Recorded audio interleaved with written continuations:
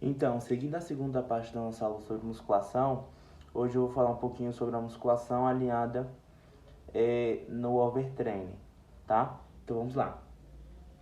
Até um tempo atrás, acreditava-se que apenas os atletas de alto rendimento que treinavam com o intuito de competir e não um intuito estético, os que sofriam os males do overtraining, né? Mas nesse sentido, muitas pesquisas foram feitas e muitos atletas e pessoas comuns testadas. é, Infelizmente ainda não temos uma medida exata de treinamento para prevenir o overtraining, né? Mas assim a gente já tem algumas pistas e algumas maneiras de prevenir, né? Seguindo alguns parâmetros e principalmente identificando os sinais que o corpo dá para que a gente possa identificar se a gente está ou não com o overtraining, tá? Então, a gente não pode esperar uma resposta linear, até porque o overtraining só é diagnosticado como uma junção de muitos fatores, né, e não de apenas só um fator, tá? Então vamos lá, o que é o overtraining? O overtraining é um excesso de atividade de exercício, né, que conduz a uma resposta de estresse intensificada pela falta de tempo de recuperação antes da sessão de treinamento seguinte, tá? Basicamente isso que é o overtraining, né? Ou seja, o corpo ele precisa de repouso após a atividade física e se isso não ocorre corretamente, o organismo físico fica prejudicado e aparecem alguns sintomas negativos à saúde, né? Ao corpo e também à mente. Então, sabe aquela máxima de descanso também é treino, né? Então, além do nosso treino ser bastante tenso, a gente também tem que ter é, um bastante descanso, né? Muito importante, né? E não existe uma regra específica, né, que defina em quanto tempo isso vai acontecer e se vai ocorrer ou não, mas tudo depende do corpo de cada indivíduo, né? Então, o que se sabe que ele é resultado de uma repetição desse processo de treino sem descanso suficiente, tá bom? Uma das consequências do overtraining são as lesões musculoesqueléticas, né, ou musculares, né, e dentre as quais a gente pode destacar os pequenos traumas, tá? É, esses pequenos traumas não causam dor, né, edema e nem impotência funcional, mas devido à repetição excessiva de exercício, eles produzem lesões no tecido muscular, o que vai gerar o overtraining, né? Então eles são comuns, né? É, então são tipo fraturas por estresse, a tendinite, ruptura parcial de algum tendão, né? É, as miosites, as artrites também são exemplo desses microtraumas causados pelo overtraining, tá? Aí aqui eu coloquei algumas principais sintomas do overtraining, tá? E aqui eu coloquei overtraining é diferente de overuse, tá? Aí eu vou explicar isso no finalzinho da aula, tá? Então, musculação em excesso, né? Pouco tempo de recuperação e a tensão muscular vão ser as causas do overtraining, tá? Aí eu vou falar sobre os os sintomas, desculpa, né?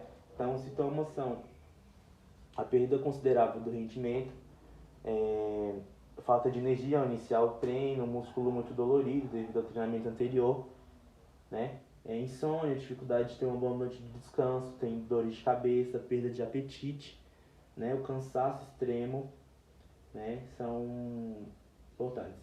E é importante salientar que esses sintomas eles não podem ser considerados se forem únicos, né? Então eu não vou só porque eu tô com dor no peito que eu vou estar indicando que eu tô com overtraining. Não é isso, tem que ser a combinação de todos os fatores, tá? Então, para evitar o overtraining, você pode estabelecer algumas medidas que vão auxiliar muito, né? Então, o que fazer e como evitar o overtraining, tá? Que eu coloquei aqui. Basicamente, um bom planejamento de treino, né? Então, como o overtraining ele pode ser uma síndrome com o fundo funcional e fisiológico, e até com o psicológico também, é importante que você adote algumas medidas, né, no dia a dia no treinamento para que consiga melhores resultados e não é, com segurança e que não venha trazer o overtraining, né? Então, a gente tem que planejar o descanso, né? Então, não adianta a gente treinar 7 vezes na semana se seu corpo não se regenera entre uma sessão e outra. Você não terá resultados e mais cedo ou mais tarde o corpo entrará em overtraining, né? E lembrando que um bom treino de musculação ele é baseado em 3 pilares, que é o treino, descanso e alimentação. Se eu não tiver esses 3 pilares, meu treino também não vai dar resultado, tá? Fazer uma boa periodização, tá? Que é o seguinte, o que é periodização? O que eu vou fazer é o meu planejamento de treino. Então, o que eu vou fazer no meu treino da semana, o que eu vou fazer nos meus treinos diários, tá? Tudo certinho, com tempo de descanso, para que dê tudo certo no seu treinamento, tá? Uma boa noite de sono, né? Então a gente tem que ter um sono para ajudar no descanso, né? E uma boa alimentação também. Então nada melhor na recuperação entre um treino e outro do que uma boa noite de sono e com o corpo também bem nutrido. Então carboidratos complexos, proteínas de alto valor biológico são fundamentais para evitar o overtreino. As proteínas e carboidratos também geralmente não são problemas para quem treina sério, né? Já os micronutrientes, como vitaminas e minerais, eles são calcanhar de Aquiles de grande parte dos praticantes de musculação, né? Então, para evitar isso, a gente tem que tomar bastante cuidado com a alimentação, atentando para esses fatores que eu já falei, tá? Temos também ali o que é o tratamento do overtraining, né? O tratamento do overtraining, ele vai ser causado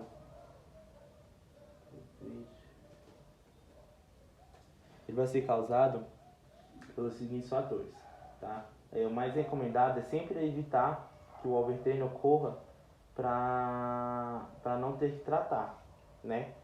Então é importante ficar atento aos sintomas, né? E depois, quando já estiver diagnosticado por algum profissional, seguir algumas etapas de tratamento, tá? Então existe uma avaliação que o médico ele pode realizar chamada de ergoespirométrica, né? Na qual o resultado pode determinar zonas específicas do corpo que merecem mais atenção e focar no treinamento delas. Diante dessa avaliação, será mais fácil determinar em que frequência cardíaca você deve manter durante os treinos. O tempo de recuperação entre uma atividade e treino deve ser sempre respeitada, como já disse, e é importante não treinar os mesmos grupos musculares em dias consecutivos, né? Então eu não vou treinar a perna segunda, terça, quarta. Eu tenho que ir trocando esses dias. Então na segunda eu treino perna, na terça eu treino braço, na quarta eu treino core, né? Sempre alinhando esses treinamentos. Dieta balanceada também deve ser realizada todos os dias da semana, inclusive nos dias de descanso, nos dias que não tem treinamento, evitando o máximo de dietas radicais, né? E além dos treinos musculares, alguns alongamentos e aquecimentos também nos períodos certos não devem ser negligenciados, né? Então, além disso, a gente precisa ouvir o corpo, né? Pois ele é quem vai dar os sinais de que você está exagerando, e vale saber interpretar os sinais como dores constantes, o cansaço excessivo e até a falta de motivação, tá? Aí por fim eu vou falar o que a diferença do overtraining para o overuse, tá? O overtraining, eu já falei que é o excesso, né, de treinamento e o pouco tempo de recuperação. E o overuse, ele vai ser basicamente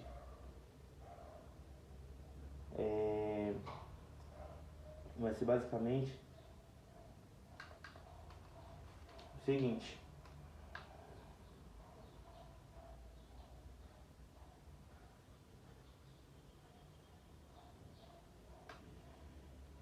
ele vai ser também o uso excessivo, né, do corpo ou de ações musculares, tá? Mas ele vai ser os sintomas vão ser diferentes do overtraining, né?